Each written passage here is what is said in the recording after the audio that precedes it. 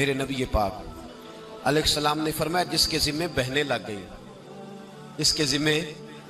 بہنیں جس کے ذمے لگ گئی، باپ کمزور ہو گیا یا باپ انتقال کر گیا، جس کے ذمے بہنوں کی ڈیوٹی لگ گئی، محبوب فرمانے لگے اس نے 3 بہنوں کی اچھی پرورش کی، اچھا ادب سکھایا اور عزت کے ساتھ رخصت کر دیا، یا 2 بہنیں اس کے ذمے لگی، اس نے آداب سکھائے، یہ ابو داؤد شریف ہے، ابن ماجہ ہے،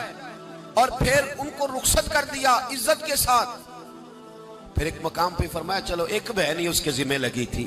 اس نے ادب سکھائے، آداب سکھائے، عزت سے رخصت کیا، حضور کیا ملے گا؟ فرمایا باقی نیکیوں والوں کو ثواب ملے گا، جو بہنوں کا بوجھ اٹھائے گا جس طرح میری 2 انگلیاں جڑی ہوئی ہیں اس طرح میرے ساتھ جڑ کے جنت میں داخل ہو جائے گا۔ ابھی اس حق کا تعین کس نے کیا؟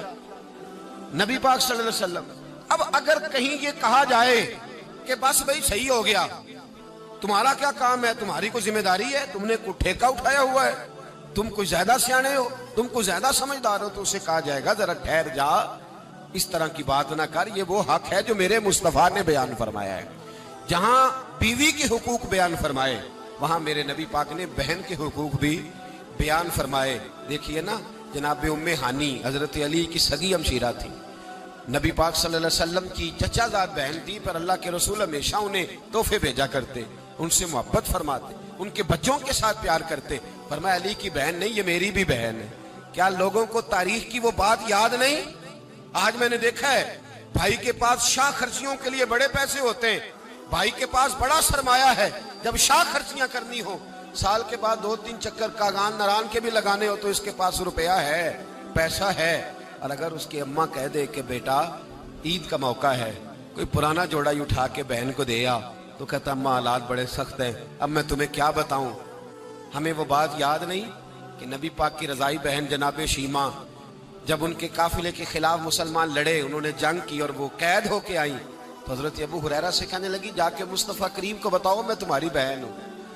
حضرت ابو ہریرہ کہتے ہیں میں بی بی کا پرانا دوپٹہ دیکھتا، اس کی کیفیات دیکھتا، پھر جملے دیکھتا، مجھے سمجھ نہ آتی، تو میں نے جا کے حضور سے کہا کوئی شیمہ نام کی بی بی ہے؟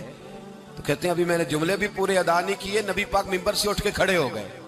اور رسول پاک کی چادر مبارک ممبر پہ رہ گئی، محبوب اٹھ کے گئے